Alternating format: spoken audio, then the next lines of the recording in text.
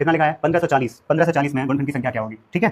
तो कैसे सॉल्व करेंगे, सबसे पहले 1540 के प्राइम फैक्टर कर लेंगे अपन, ठीक। 1540 के प्राइम फैक्टर तो लिखोगे आप 1540 और उसके करने हैं आपको प्राइम फैक्टर। तो ये संख्या 11 से कट रही है कितनी बार, जैसे हम 10 को हम 2 गुणा 5 लिख लेंगे, ठीक है। और ये अगर हम काट रहे होंगे, जैसे लास्ट का जो 10 है ना उसको मैंने 2 गुणा 5 लिया, 154 बचा हुआ है। और 154 क्या होता है, तो वो 22 154 कह सकते हो, या 11 गुणा 14 कर लोगे तब 154 आएगा। तो 11 गुणा 14 करोगे तो आप ऐसा कर लीजिए, यानी कि 7 और गुणा 11, और जो 2 था वो मैंने यहाँ लिख दिया, 2 की पावर कितना लिख देंगे हम 2। तो अब जरा ये करके देखिए, पूरा ये 1540 ही लिखा है, यानी 1540 का ये फैक्टर हो गया, वो भी कैसे, प्राइम फैक्टर। इन सबकी पावर क्या क्या है, 1 1।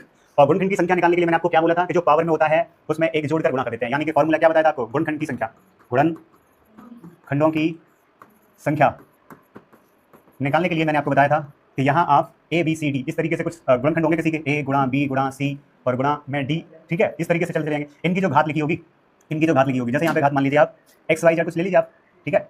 एक्स जिसकी पावर एक्स होगी,